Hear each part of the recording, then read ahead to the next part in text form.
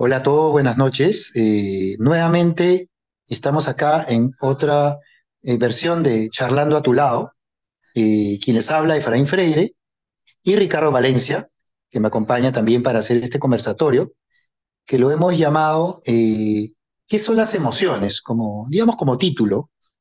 Y el formato que estamos realizando entre Ricardo y yo es poder responder preguntas. Cada uno va a responder dos preguntas relacionadas a qué son las emociones, con el objetivo de aclarar algunos aspectos muy importantes que normalmente las personas que van a un consultorio psicológico pueden estar muy interesadas también.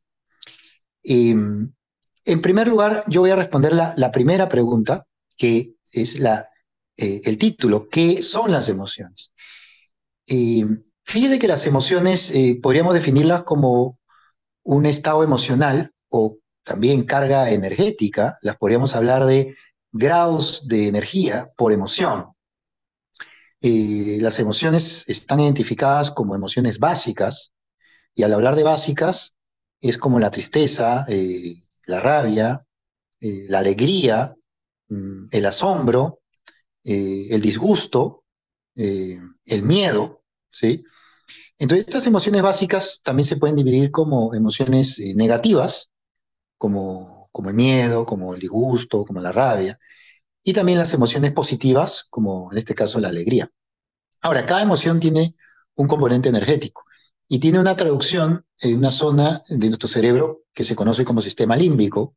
De hecho, por ejemplo, en este sistema límbico, que es una zona, por cierto, muy interna, que se encuentra en esta zona, digamos, temporal del cerebro, hacia adentro, en esa zona del sistema límbico tenemos un núcleo que se llama la amígdala cerebral, que controla principalmente dos emociones muy básicas, por ejemplo, la rabia y el miedo.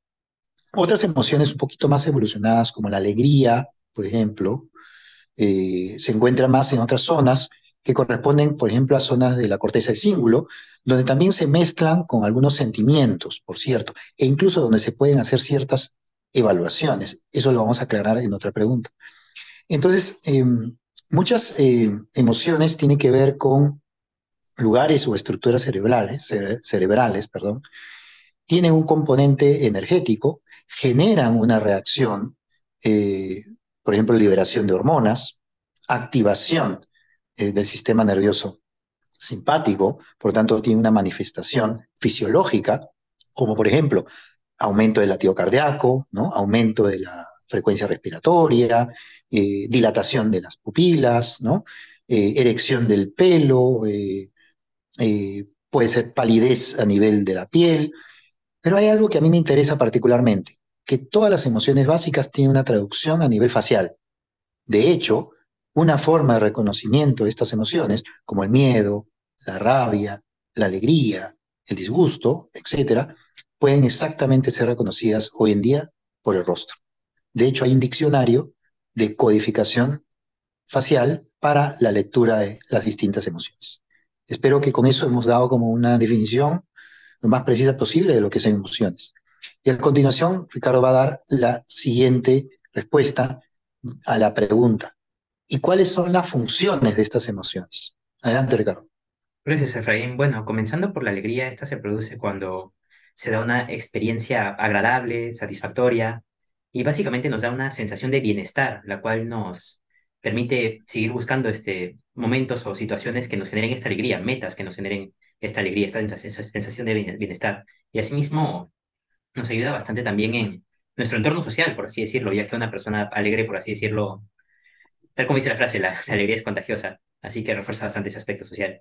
Por otro lado, en cuanto a otra emoción bastante conocida y que muchas veces se suele ver como negativa, es la tristeza, la cual, bueno, de hecho, nos ayuda bastante en cuanto a, para poder procesar un duelo, para poder procesar una pérdida, una separación.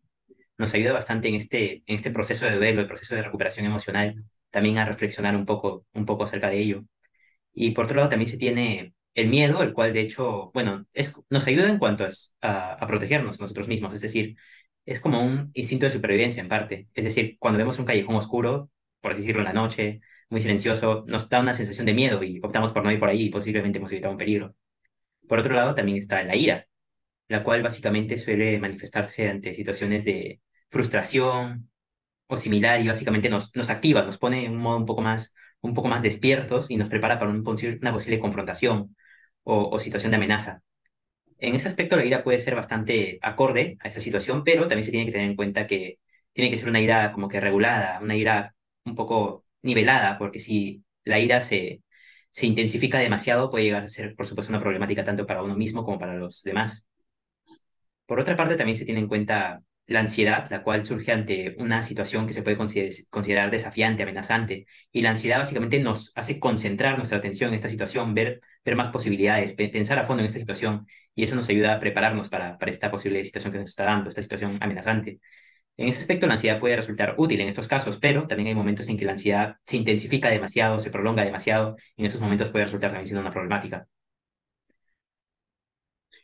Correcto. Y bueno, vamos a responder la tercera pregunta, que también tiene que ver con las emociones. Pero esta pregunta tiene que ver en cuál es la relación entre las emociones y la toma de decisiones.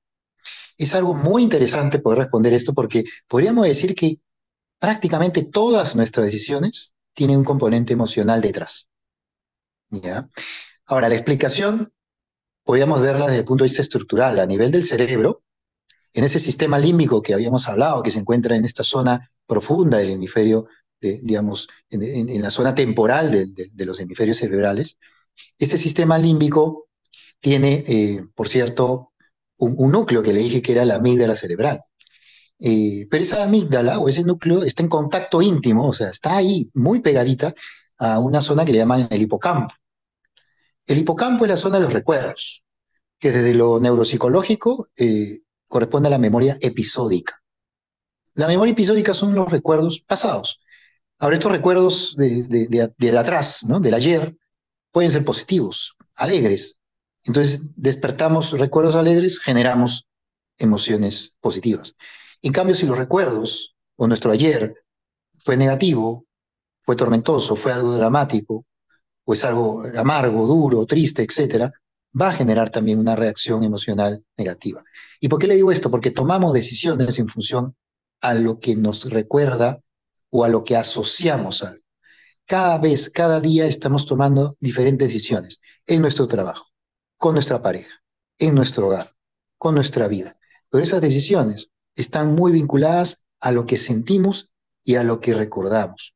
Y tendemos a relacionar, a asociar. Y muchas veces decidimos en función a lo que sentimos. Por eso que podríamos decir que las emociones son claves para la toma de decisiones. Y vamos a pasar con esto a la cuarta y última pregunta que Ricardo va a responder. ¿Cómo se puede evaluar, Ricardo, las emociones, por ejemplo, en un consultorio? Bueno, para esto hay diferentes instrumentos, por ejemplo, el inventario de depresión de Beck o el cuestionario de ansiedad de Beck, en la cual se analiza la intensidad de la posible depresión o ansiedad mediante afirmaciones con respecto a qué síntomas se presentan. Asimismo, también una prueba con la que contamos actualmente es, o bueno, una subprueba de la prueba en sí, BAMPE, mide en sí la capacidad de los niños para poder reconocer las emociones en otras personas, al menos las emociones más básicas. Asimismo, otra forma más general que se podría tener en cuenta sería la entrevista psicológica, mediante la cual se podría averiguar en sí la historia de la persona, sus experiencias emocionales, en sí la frecuencia o intensidad con la cual suele presentar ciertas emociones. Y bueno, es totalmente cierto. Ahora, yo quería agregar una evaluación más, que es mucho más moderna, tecnológica, y que por cierto la utilizo yo en consultorio. Es la lectura facial. Ahora, en este caso, felizmente, a tu lado, y mi persona cuenta con un lector facial, que es un face reader o lector facial, para detectar, analizar, y no solamente eso, sino cuantificar exactamente las emociones. De hecho, eso tiene una enorme validez clínica cuando queremos, por ejemplo, evaluar algún componente emocional o hacer un seguimiento con la persona o el paciente para un tipo de tratamiento que estemos llevando con él. Es una forma muy certera y bastante rápida de poder evaluar cualquier tipo de emoción, como la ansiedad que hemos mencionado, la tristeza, la rabia, la alegría, etc. Bueno, con esto vamos a cerrar la charla de Charlando a tu lado de hoy. Gracias, Ricardo. Espero que les haya gustado este tema. Y bueno, para los interesados en cualquier tipo de ayuda psicológica o evaluación neuropsicológica, pueden ingresar a la página web de atuladosalud.com o llamarnos también al teléfono o al WhatsApp de 947-613-543. Encantado de poder ayudarlos. Saludos y hasta la siguiente charla.